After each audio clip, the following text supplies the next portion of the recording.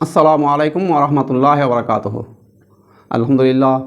আলহামদুলিল্লাহ নাহমাদুহু ওয়া নাস্তাঈনুহু ওয়া নাস্তাগফিরুহু ওয়া নু'মিনু বিহি ওয়া নাতাওয়াক্কালু আলাইহি ওয়া নাউযু বিল্লাহি মিন শুরুরি আনফুসিনা ওয়া মিন সাইয়্যাতি আ'মালিনা মান ইয়াহদিহিল্লাহু ফালা মুদিল্লা লাহু ওয়া মান yudlilhu ফালা হাদিয়া লাহু ওয়া আশহাদু আল লা ইলাহা ইল্লাল্লাহু ওয়াহদাহু লা শারীকা লাহু ওয়া আশহাদু আন্না মুহাম্মাদান আবদুহু ওয়া রাসূলুহু।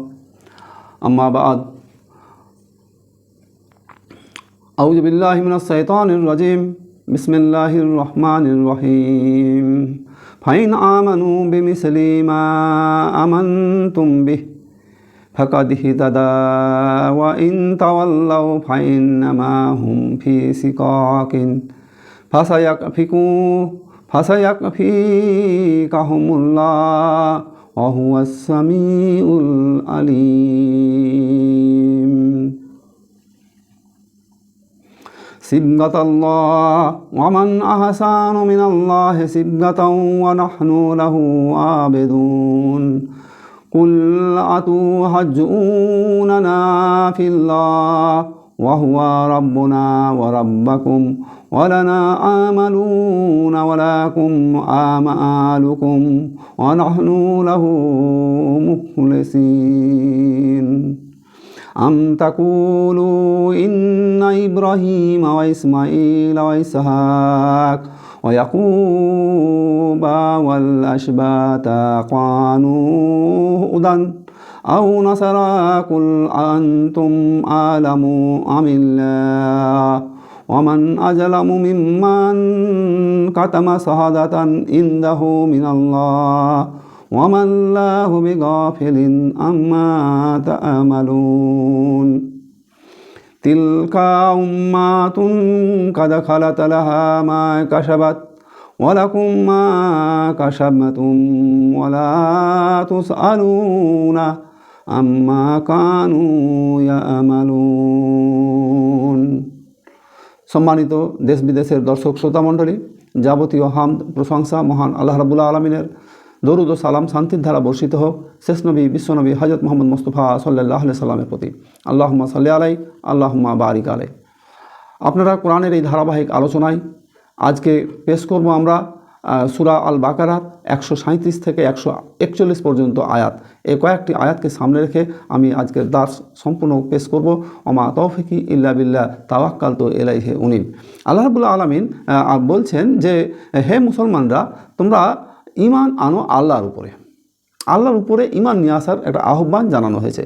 তো এই আহ্বানটা হযরত কীরকম ঈমান নিয়ে আসা হবে? তো এর আগের আয়াতে আল্লাহ রাব্বুল আলামিন বলেছেন যে কালু আমান্না বিল্লাহ ওমা উনজিলা ইলাইহা ওমা উনজিলা ইলাইনা ওমা উনজিলা ইলা ইব্রাহিমা ওয়া ইসমাঈলা ওয়া ইসহাকা ওয়া ইয়াকুবা ওয়াল আশবাতে ওমা উতি মূসা ওয়া ঈসা ওমা উতিন নাবিয়্যুনা মির রাব্বিহিম লা নুফাররিকু বাইনা আহাদিম মিনহুম ওয়া নাহনু লাহু মুসলিমুন। সেখানে বলা হচ্ছে যে হে মুসলমানরা, তোমরা বলো আমরা ঈমান এনেছি আল্লাহর প্রতি, যে হিদায়ত আমাদের জন্য নাজিল হয়েছে তার প্রতি। আমাদের প্রতি যে হিদায়ত নাজিল হয়েছে তার প্রতি ঈমান এনেছি। আর যা ইব্রাহিম আলাইহিস সালাম, ইসমাঈল আলাইহিস সালাম, ইসহাক, ইয়াকুবের সন্তানদের উপরে যে হিদায়ত এসেছিল সেই হিদায়তের প্রতি আমরা ঈমান এনেছি। মূসা আলাইহিস সালাম এবং ঈসা আলাইহিস সালামের উপরে যে হেদায়েত এসেছে তার প্রতি। এবং আমরা নবীদের মধ্যে কোনো পার্থক্য করি না। লা নুফাররিকু বাইনা আহাদিম মিনহুম ওয়া নাহনু লাহু মুসলিমুন। এবং আমরা সবাই আল্লাহর আনুগত্য বান্দা, আল্লাহর আনুগত্য করি, আমরা আত্মসমর্পণ করি, আমরা হচ্ছি মুসলিম। এই আলোচনা বিগত আয়াতে আমরা করেছি। আজকে 137 থেকে আমরা আলোচনা পেশ করব। সেখানে বলা হচ্ছে যে ফাইন আমানু ফাইন অতএব যদি আমানু তারা ঈমান আনে বেমিসল অনুরূপ মা আনতুম যেমন তোমরা ঈমান এনেছো বিহি ফাকাদিহ তার উপরে মা আমানতুম বিহি যেমন তোমরা ঈমান এনেছো তার উপরে ফাকাদিহ তাদাও তারা সঠিক পাবে, সঠিক পথ পাবে। ওয়াইন আর যদি তাওয়াল্লাও তারা মুখ ফিরিয়ে নেয় ফাইন্নামা তবে প্রকৃতপক্ষে হুম ফি তারা লিপ্ত হবে তার মধ্যে শিকাক বিরোধের ফাসা এক ফিকা হুম সুতরাং তাদের বিরুদ্ধে তোমাদের জন্য যথেষ্ট ফাসা এক ফিকুমুল্লাহ আল্লাহ যথেষ্ট তাদের বিরুদ্ধে। অহুয়া সামিউল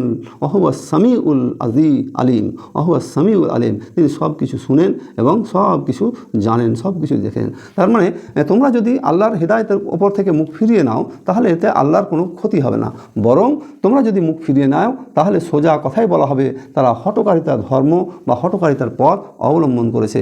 কাজে নিশ্চিন্ত হয়ে যাও তাদের মোকাবিলায় যে আল্লাহ রাব্বুল আলামিন বলছেন যে তাদের মোকাবিলায় তোমাদের সহায়তার জন্য আল্লাহ যথেষ্ট। মানে তাদের মোকাবিলা করার জন্য তোমাদের যে সাহায্য লাগবে এই সাহায্যের জন্য আল্লাহ রাব্বুল আলামিন যথেষ্ট।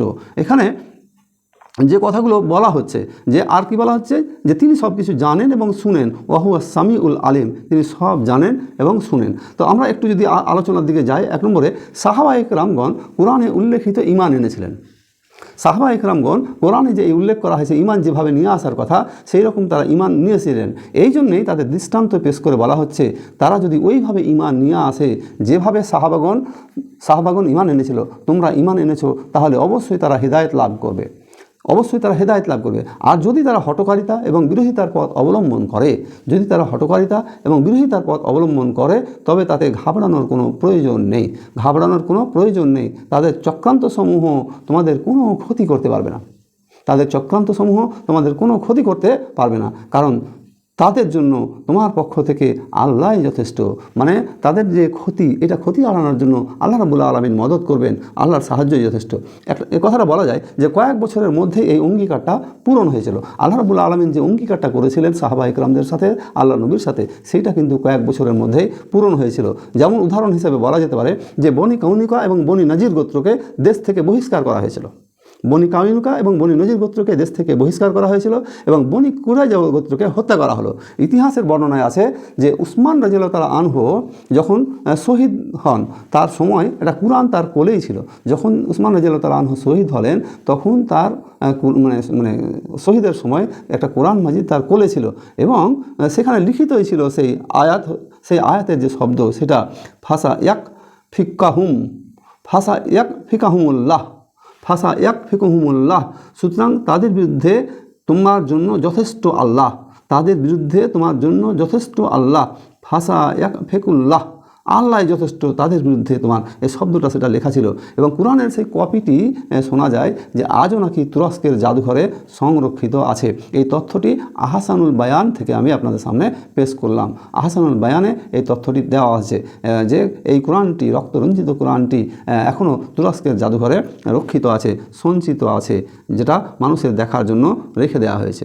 পরের আয়াতে আল্লাহ রাব্বুল আলামিন বলছেন যে 138 নম্বর আয়াত, সেখানে বলা হচ্ছে সিবগাত আল্লাহ ওমান আহসানু মিনাল্লাহি সিবগাও ওয়া নাহনু লাহু আবেদুন। বরং আল্লাহর রং ধারণ করো এবং আর কারো রং তার চেয়ে ভালো হয়, আমরা তো তারই ইবাদতকারী। আল্লাহর রং ধারণ করো, তার থেকে ভালো রং আর কার হতে পারে? তা আমরা তো আল্লাহর ইবাদতকারী। এখানে প্রসঙ্গক্রমে একটা আলোচনা করা যেতে পারে, সেটা হচ্ছে যে ইহুদিদের, খ্রিস্টানদের মধ্যে বিশেষত, খ্রিস্টান ধর্মের লোকেদের মধ্যে বিশেষত এক রকমের হলুদ রঙের পানি পান করানো হয় শিশুদেরকে। অর্থাৎ এই পানি পান করানোর মধ্য দিয়ে তাদের খ্রিস্ট ধর্মে দীক্ষা দেওয়া হয়। আবার কোনো মানুষ যখন নতুনভাবে ইহুদি বা খ্রিস্টান ধর্ম গ্রহণ করে, তখনও তাকে সেই হলুদ রঙের পানি পান করানো হয়। অর্থাৎ এটা খ্রিস্টান ধর্মের একটা রং হিসেবে প্রচলিত আছে। তো এখানে আল্লাহ রাব্বুল আলামিন এই কথা, তাদের যে কাজ, তাদের এই ক্রিয়াকর্ম, তার বিপরীতে আল্লাহ রাব্বুল আলামিন বলছেন যে সিবগাত আল্লাহ, তোমরা আল্লাহর রং ধারণ করো। ওমান আহসানু মিনাল্লাহি সিবগা, আল্লাহর রঙের চাইতে উত্তম রং আর কার আছে? ওয়া নাহনু লাহু আবেদুন, আমরা তারই বান্দা। এখন আল্লাহর রংটা কি, এইটা আমরা একটু আলোচনা করব।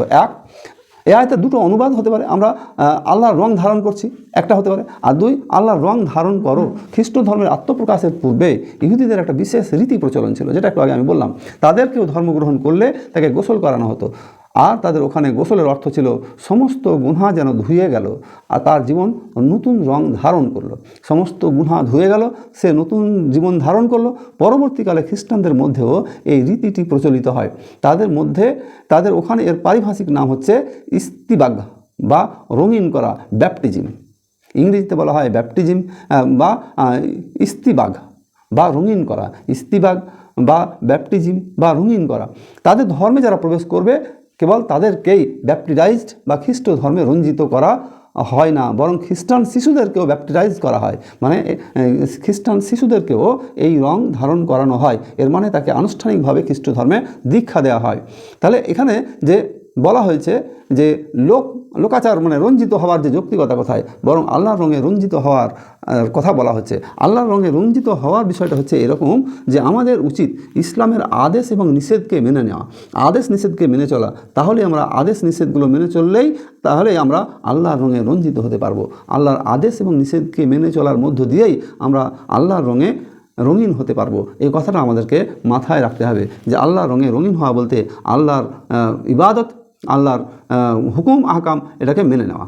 আল্লাহর হুকুম আহকাম মেনে চলার মধ্য দিয়েই আল্লাহর রঙে রঙিন হওয়া এটাকে বোঝায় আদেশ এবং নিষেধ। তারপরে বলা হচ্ছে কুল আতা হাজ্জুনানা ফিল্লাহ ওয়া হুয়া রাব্বুনা ওয়া রাব্বাকুম ওয়ালানা আমালুনা ওয়ালাকুম আমালুকুম ওয়া নাহনু লাহু মুখলিসিন।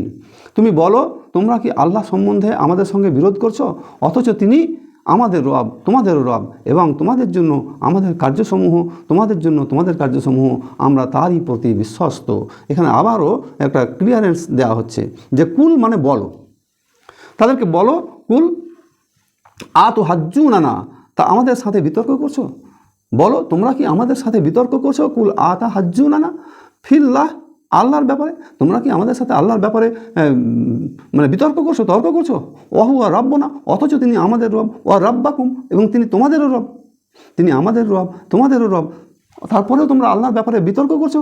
ওয়ালানা, এবং আমাদের জন্য আমালুনা, আমাদের কাজ, আমাদের জন্যে আমাদের কাজ, এবং তোমাদের জন্যে ওয়ালাকুম ওয়া আলামুকুম, তোমাদের জন্য তোমাদের কাজ, ওয়া নাহনু লাহু মুখলিসিন, এবং আমরা তারই একনিষ্ঠভাবে দাসত্ব করি, আমরা তারই একনিষ্ঠভাবে দাসত্ব করি। এখানে আমাদের রব এবং তোমাদের রব একটা কথা এখানে বর্ণনা করা হয়েছে। বিষয়টা কীরকম তোমাদের রব এবং আমাদের রব বলতে, আমরা তো এই কথাই বলি আল্লাহ আমাদের সবার রব, আমরা যা বলি যে আল্লাহ আমাদের সবার রব, তার আনুগত্য করতে হবে। এটা কী এমন বিষয় যা নিয়ে তোমরা আমাদের সাথে ঝগড়া করো? এটা কী এমন বিষয়? আমরা তো এই কথাটা স্পষ্ট করে বলি, ঝগড়া যদি করতে হয় তাহলে আমরা করতে পারি, তোমরা নও, কারণ তোমরাই আল্লাহর সাথে অন্য কাউকে শরিক করেছো, তোমরাই আল্লাহর সাথে অন্য কাউকে শরিক করেছো। তোমরা ঈসা আলাইসাল্লামকে আল্লাহর পুত্র বলেছো, উজাইর আলাইসাল্লামকে তোমরা আল্লাহর পুত্র বলেছো, মারিয়াম আলাইসাল্লামকে আল্লাহর স্ত্রী বলেছো, এইভাবে তোমরা শরিক স্থাপন করে দিয়েছো। বরং ঝগড়া করলে আমরা তোমাদের সাথে ঝগড়া করতে পারি যে তোমরা আল্লাহর সাথে শরিক স্থাপন করছো কেন, অথচ তোমরা আমাদের সাথে বিতর্ক করো, ঝগড়া করতে চাও। আমরা কেবলমাত্র আল্লাহ রাব্বুল আলামিনের ইবাদত করি, আমরা করছি আল্লাহ রাব্বুল আলামিনের ইবাদত। আমাদের সাথে তোমাদের ঝগড়াটি কি আল্লাহর পথে, যে আল্লাহর পথে কি আমরা তোমাদের সাথে ঝগড়া করছি? এর অর্থ হচ্ছে যদি তোমরা সত্যিই লালসার বশবর্তী না হয়ে বরং আল্লাহর জন্য ঝগড়া করে থাকো, তাহলে অতি সহজেই এর মীমাংসা হয়ে যেতে পারে। তোমাদের মনে যদি না থাকে, লালসা না থাকে, শুধু যদি সত্যিই যদি তোমরা আল্লাহর জন্য ঝগড়া করতে থাকো, তাহলে এই ঝগড়ার সহজ মীমাংসা হয়ে যাবে। কারণ আল্লাহ বিষয়ে একেবারে মানে স্পষ্ট বর্ণনা আল্লাহ রাব্বুল আলামিন দিয়েছেন। তারপরে বলা হচ্ছে যে অথচ আমরা নিজেদের ইবাদতকে একমাত্র আল্লাহর জন্য নির্ধারণ করেছি। আমরা ইবাদত করি কার সঙ্গে? তোমাদের কাজের জন্য তোমরা দায়ী। স্পষ্ট ব্যাখ্যা দেখেন যে তোমাদের কাজের জন্য তোমরা দায়ী, আমাদের কাজের জন্য আমরা দায়ী। তোমরা যদি তোমাদের বান্দাগিকে বিভক্ত করো এবং অন্য কাউকে আল্লাহর সাথে শরিক করো, তার পূজা করো, উপাসনা করো, তাহলে তোমাদেরকে তা করার ক্ষমতা দেওয়া হয়েছে, তাহলে তোমরা সেটা করতে পারো, কিন্তু এর পরিণাম তোমাদের ভোগ করতে হবে। আবারও স্মরণ করাচ্ছি যে তোমরা যদি তোমাদের বান্দেগিকে ইবাদতকে বিভক্ত করে দাও, আল্লাহর সাথে তোমরা কাউকে শরিক করো, তার পূজা করো, উপাসনা করো, তার আনুগত্য করো, তাহলে আল্লাহ তোমাদেরকে করার সেই ক্ষমতা দিয়েছেন যে হ্যাঁ করো, কিন্তু এটা তোমাদেরকে মনে রাখতে হবে যে তার পরিণামও তোমাদেরকে ভোগ করতে হবে, তোমাদেরকে তার পরিণামও ভোগ করতে হবে। আমরা বলপূর্বক তোমাদেরকে এই কাজ থেকে বিরত রাখতে চাই না, আমরা তোমাদেরকে বলপূর্বক এই কাজটা থেকে বিরত রাখতে চাই না, কিন্তু আমরা আমাদের নিজেদের বান্দেগি, আনুগত্য, উপাসনা, আরাধনা সব কিছু একমাত্র আল্লাহর জন্য নির্দিষ্ট করে দিয়েছি। আমরা আমাদের বান্দেগি, আমাদের আনুগত্য, আমাদের উপাসনা, আমাদের আরাধনা সব কিছু আল্লাহর জন্যে নির্দিষ্ট করেছি। যদি তোমরা এই কথা স্বীকার করে নাও যে আমাদের এই কাজ করার ক্ষমতা অধিকার আছে, তাহলে ঝগড়া মিটে গেল। তোমরা তোমাদের মতো করে ইবাদত করো, আমরা আমাদের মতো করে ইবাদত করি, বাস, তাহলে আর কোনো ঝগড়া নেই। তাহলে এখানে যে কথাটা আল্লাহ রাব্বুল আলামিন বললেন সেটা হচ্ছে একটা সমাধানের পথ দেওয়া হলো যে তোমরা তোমাদের ইবাদত করো, তোমরা তোমাদের পূজার্চনা করো, আমরা আমাদের আল্লাহর একমাত্র আল্লাহর ইবাদত করি, উপাসনা করি, আরাধনা করি, তা আমরা আমাদের ইবাদত নিয়ে থাকি, তোমরা তোমাদের উপাসনা নিয়ে থাকো, তাহলে আর কোনো ঝগড়া থাকে না। পরের আয়াতে আল্লাহ রাব্বুল আলামিন বলছেন যে 140 নম্বর আয়াতে আম তাকুলুনা ইব্রাহিম ওয়া ইসমাঈলা, তোমরা কি বলছো, আম তাকুলুনা তোমরা কি বলো, ইন্না নিশ্চয় ইব্রাহিমা ওয়া ইসমাঈলা ওয়া ইসহাক ওয়া ইয়াকুবা, ইব্রাহিম ও ইসমাইল, ইসহাক এবং ইয়াকুব, অল আসবাতা এবং তার বংশধর, অল আসবাতা কানু তারা ছিল হুদান ইহুদি। তোমরা কি এটা মনে করো, তোমরা কি বলছো যে ইব্রাহিম, ইসমাইল, ইসহাক তার বংশধরের সব এরা ছিল ইহুদি বা খ্রিস্টান, তারা এটা ছিল, অথবা আও নাসারা খ্রিস্টান, তারা কি ইহুদি এবং খ্রিস্টান ছিল, এটা কি তোমরা বলো? কুল বলো, আনতুম বলো, তোমরা কি আলামু বেশি জানো, আমিল্লা আল্লাহর থেকে, তোমরা কি বলো যে তোমরা কি আল্লাহর থেকে বেশি জানো যে তারা ইব্রাহিম আলাইহিস সালাম, ইসমাইল, ইসহাক তারা ইহুদি ছিল, এটা কি তোমরা বলো? তোমরা কি আল্লাহর থেকে খুব বেশি জানো? অমান আজলামু মিম্মান কাতামা, কে বড় সীমালঙ্ঘনকারী, মানে তার থেকে কে বড় জালেম সীমালঙ্ঘনকারী, যে মিম্মান কাতামা তার চেয়ে যে গোপন করে, শাহাদাতান সাক্ষ্য, যে সাক্ষ্য প্রমাণকে গোপন করে, ইনদাহু মিনাল্লাহ তার কাছে যা আছে আল্লাহর পক্ষ থেকে, আল্লাহর পক্ষ থেকে তার কাছে যে সমস্ত শাহাদাত সাক্ষ্যগুলো আছে তা যারা গোপন করে, ওমা আল্লাহ বেগাফিলিন আম্মা তা'মালুন, তোমাদের কর্মকাণ্ড সম্পর্কে আল্লাহ রাব্বুল আলামিন বেখবর নন। এখানে যে বিষয়টা এবার বলা হচ্ছে যে বর্ণনায়, যে ইহুদিরা যেসব ইহুদি এবং খ্রিস্টান মানে জনতা যথার্থই মনে করত এত বড় মহান নবীদের সকলেই ইহুদি এবং খ্রিস্টান ছিলেন, তাদের সম্বোধন এখানে করা হয়েছে যে তারা, এই প্রশ্নটা মানুষের কাছে ছুড়ে দেওয়া হয়েছে যে ইব্রাহিম আলাইহিস সালাম, ইসমাইল আলাইহিস সালাম, ইয়াকুব আলাইহিস সালাম এবং তার বংশধর এরা সব ইহুদি ছিল।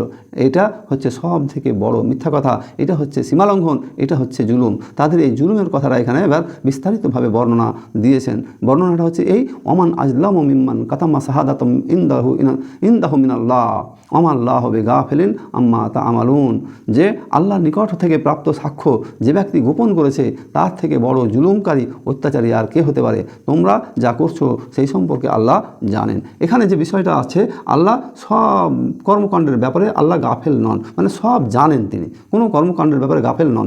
ইহুদি খ্রিস্টান আলেমদেরকে সম্বোধন করা হয়েছে এখানে, ইহুদি খ্রিস্টান আলেমদেরকে সম্বোধন করা হয়েছে। তারা নিজেরা এই সত্যটি জানতো যে ইহুদি এবং খ্রিস্টান যে সময় যে বৈশিষ্ট্য যে চেহারা সহ বিরাজ করেছিল তা অনেক পরবর্তীকালের সৃষ্টি, মানে পরবর্তীকালের এগুলো সৃষ্টি। আসল যে ইহুদি এবং খ্রিস্টান যে ধর্মের কথা বলা হচ্ছে সেগুলো সব বিকৃত হয়ে গেছে, এটা তারা জানতো। কিন্তু তা সত্ত্বেও তারা সত্যকে একমাত্র তাদের নিজের সম্প্রদায়ের মধ্যে সীমাবদ্ধ মনে করেছিল। তারা নিজেদের সম্প্রদায়ের মধ্যে এটা সীমাবদ্ধ মনে করেছিল। তারা জনগণকে ভুল ধারণা দিয়ে আসছিল যে নবীদের অতিক্রান্ত হয়ে যাবার দীর্ঘকাল পর তাদের ফকিহ, তাদের ন্যায়শাস্ত্রবিদ এবং সুফিরা যে সমস্ত আকিদা, বিশ্বাস, পদ্ধতি, রীতিনীতি, এই ইজতিহাদি নিয়ম চালু করেছে, রচনা করেছে, সেগুলো আনুগত্যের মধ্যে মানুষের মুক্তি নিহত আছে, মুক্তির পথ আছে। সংশ্লিষ্ট আলেমদেরকে জিজ্ঞাসা করা হতো, তোমাদের কথাই যদি সত্যি হয়ে থাকে তাহলে হযরত ইব্রাহিম, ইসহাক, ইয়াকুব ইত্যাদি যে নবীগণ ছিলেন, তোমাদের সম্প্রদায়গুলোর মধ্যে কোন কোন সম্প্রদায়ের অন্তর্ভুক্ত ছিলেন? তারা এর জবাব এড়িয়ে যেত। যখন তাদেরকে এই প্রশ্ন করা হয় যে ইব্রাহিম আলাইহিস সালাম তাহলে কোন সম্প্রদায়ের ছিল, ইসহাক আলাইহিস সালাম কোন সম্প্রদায়ের ছিল, তারপরে ইয়াকুব আলাইহিস সালাম কোন সম্প্রদায়ের ছিল, আসলে বিষয়টা হচ্ছে ইহুদি তত্ত্ব এবং খ্রিস্টান তত্ত্ব এটা চালু হয়েছে অনেক পরে। ইব্রাহিম আলাইহিস সালাম, ইসহাক আলাইহিস সালাম, ইয়াকুব আলাইহিস সালামের অনেক পরে এইসব তত্ত্বগুলো এসেছে। সুতরাং তাদের এই যে ধারণাটা ভুল, তাহলে এই ধারণাটা মিথ্যা, সেটা এখান থেকে প্রমাণিত হয়। মানে ইব্রাহিম আলাইহিস সালামের, ইসমাইল আলাইহিস সালামের, ইয়াকুব আলাইহিস সালামের, ইসহাক আলাইহিস সালামের যে ধারণা, কনসেপ্ট ধন সম্পর্কে ছিল, সেই দিন ধারণাটাকে তারা চেঞ্জ করে দিয়ে নিজেদের মতো করে ধারণাটাকে তৈরি করেছে। তারা এই জবাব এড়িয়ে যেত। যখন জিজ্ঞাসা করা হতো যে ইসমাইল আলাইহিস সালাম তাহলে কী ছিলেন, ইহুদি ছিলেন না খ্রিস্টান ছিলেন, তখন তারা এই জবাব দ্বারা এড়িয়ে যেত, এ কথার উত্তর দিতে পারো না। নবীগণ ইহুদিও ছিলেন না, খ্রিস্টানও ছিলেন না, নবীগণ ইহুদিও ছিলেন না, খ্রিস্টানও ছিলেন না, বরং নবীগণ ছিলেন একনিষ্ঠ মুসলিম, নবীগণ ছিলেন একনিষ্ঠ মুসলিম। তারা আনুগত্য করত কেবলমাত্র আল্লাহ রাব্বুল আলামিনের। এই কথাটা দ্ব্যর্থহীন ভাষায় আমরা এই আয়াত থেকে মানুষকে বোঝাতে পারি। 140 নম্বর আয়াত। 141 নম্বর আয়াতে এসে বলা হচ্ছে যে তিলকা উম্মাতুন কাদ খালাত লাহা মা কাসাবাত ওয়ালাকুম মা কাসাবতুম ওয়ালা তুসআলুনা আম্মা কানু ইয়ামালুন। তারা কিছু লোক ছিল, তারা আজ আর নেই। তারা যা উপার্জন করেছিল তা ছিল তাদের নিজেদের জন্য, আর তোমরা যা উপার্জন করবে তা তোমাদের জন্য। তাদের কাজের ব্যাপারে তোমাদেরকে জিজ্ঞাসা করা হবে না, আর তোমাদের কাজের ব্যাপারে তাদেরকে জিজ্ঞাসা করা হবে না। এখানে যে বর্ণনাটা দেওয়া হচ্ছে যে সেই সমস্ত লোক কারা লোক ছিল, এখানে সেই সমস্ত লোকদের কথা বলা হচ্ছে যে সমস্ত লোকগুলো ইহুদি এবং খ্রিস্টান এই যে লোকগুলো মরে গেছে তারা হচ্ছে তিলকা উম্মাতুন কাদ খালাত, সেই জাতি নিশ্চয় অতীত হয়ে গেছে। যে জাতির এই দাবিগুলো করতো তারা নিশ্চয়ই অতীত হয়ে গেছে। খালাত লাহা মা কাসাবাত, তার জন্য যা সে উপার্জন করেছে, ওয়ালাকুম এবং তার জন্য মা কাসাবতুম, যা তোমরা উপার্জন করেছো, মানে তারা যা উপার্জন করেছে তা তাদের জন্যে, তোমরা যা উপার্জন করেছো সেটা তোমার জন্যে। ওয়ালা তুস আলুনা, তোমাদের প্রশ্ন করা হবে না। ওয়ালা তুস আলুনা, তোমাদেরকে প্রশ্ন করা হবে না। আম্মা কা আনু, সেই সম্পর্কে যা তারা ছিল, তারা যা ছিল সেই সম্পর্কে তোমাদেরকে প্রশ্ন করা হবে না। ইয়া আমালুন, তারা যে কাজ করত, তারা যা কাজ করত সেই সম্পর্কে তোমাদেরকে প্রশ্ন করা হবে না। অর্থাৎ এখানে তাদের যে কিছু লোক ছিল আজ আর নেই, তারা যা কিছু উপার্জন করত, অর্থাৎ ইহুদি খ্রিস্টান হোক বা তাদের আলেম হোক, পোপ পাদ্রী হোক বা তাদের ধর্মগুরুরা হোক, যারা এইসব কাজগুলো করত তারা আজ অতীত হয়ে গেছে, তারা কবরে চলে গেছে, দুনিয়া ছেড়ে চলে গেছে। তারা যে সমস্ত আমল করেছে তারা আমলের জায়গায় পৌঁছে গিয়েছে। এখন তাদের আমলের বিষয়ে তোমাদেরকে জিজ্ঞাসা করা হবে না। আবার তোমরা এখন যে আমলটা করবে সেই আমল বিষয়ে তাদেরকে জিজ্ঞাসা করা হবে না। সুতরাং নিজ নিজ আমলনামা স্বচ্ছ রাখার বিষয়ে তোমরা পরস্পরের সহযোগী হও এবং ঈমান নিয়ে এসে একনিষ্ঠ মানুষ, একনিষ্ঠ বান্দায় পরিণত হয়ে যাও। আমরা আজকে যে আলোচনা করলাম তা হচ্ছে এই যে ইহুদি খ্রিস্টানরা মুসলমানদেরকে পথভ্রষ্ট করতে চায়, তার জন্য তারা প্রলোভন দেখাতে চায়। এই প্রলোভনের আহ্বান থেকে মুসলিম সমাজ সোসাইটিকে সচেতন থাকতে হবে। আমাদের সকলের উচিত আল্লাহর আদেশ এবং নিষেধগুলো মেনে নিয়ে আল্লাহর রঙে নিজেদেরকে রঞ্জিত করা। তাহলে আল্লাহর প্রকৃত রং হচ্ছে আল্লাহর আদেশ এবং নিষেধগুলো মেনে নিয়ে জীবন পরিচালনা করা। ইবাদতে ইখলাস থাকা অনেক গুরুত্বপূর্ণ বিষয়। প্রত্যেক ব্যক্তিকে তার আমলের প্রতিদান দেওয়া হবে। অন্যের আমলের জন্য কাউকে জিজ্ঞাসা করা হবে না বা কারো আমলের জন্য অন্যকে জিজ্ঞাসা করা হবে না। ইহুদিবাদ এবং খ্রিস্টানবাদ এটা তাদের তৈরি করা। ইব্রাহিম আলাইহিস সালাম, ইসমাইল আলাইহিস সালাম, ইসহাক আলাইহিস সালাম, তাদের অনেক পরে এই ইহুদি তত্ত্ব বা খ্রিস্টান তত্ত্ব উদ্ভাবিত হয়েছে। সুতরাং তাদেরকে যদি জিজ্ঞাসা করা হয় ইব্রাহিম আলাইহিস সালাম, ইসমাইল আলাইহিস সালাম, তাহলে তারা কী ছিলেন? তারা কি ইহুদি ছিলেন, খ্রিস্টান ছিলেন, না কী ছিলেন? আসলে তারা ছিলেন মুসলিম। সাক্ষ্য গোপন করা হারাম, সাক্ষ্য গোপন করা হারাম। আল্লাহর পক্ষ থেকে দেয়া সাক্ষ্য, আল্লাহর পক্ষ থেকে দেয়া বিধান যারা গোপন করে তারা সীমালঙ্ঘন করে। ইব্রাহিম আলাইহিস সালাম সহ সকল নবী ইসলাম ধর্মের অনুসারী ছিলেন। আমরাও যেন উম্মাতে মুহাম্মাদি, সমস্ত উম্মাতে মুহাম্মাদি ইসলাম ধর্মের অনুসারী হয়ে ঈমান নিয়ে এই পৃথিবী থেকে বিদায় নিতে পারি, ঈমানের উপরে টিকে থাকতে পারি। আল্লাহর কাছে মোনাজাত পেশ করি, সমস্ত বক্তা এবং শ্রোতা সকলকে ঈমানি জিন্দেগি দাও এবং ঈমানের উপরে মৃত্যুবরণ করার তৌফিক দাও। রব্বানা তাকাব্বাল মিন্না ইন্নাকা আনতাস সামিউল আলিম ওয়া তুব আলাইনা ইন্নাকা আনতাত তাওয়াবুর রহিম। লা ইলাহা ইল্লা আনতা সুবহানাকা ইন্নী কুনতু মিনাজ জালিমিন। সুবহানা রাব্বিকা রাব্বিল ইজ্জাতি আম্মা ইয়াসিফুন ওয়া সালামুন আলাল মুরসালিন ওয়া আলহামদুলিল্লাহি রাব্বিল আলামিন। আসসালামু আলাইকুম ওয়া রাহমাতুল্লাহি ওয়া বারাকাতুহু।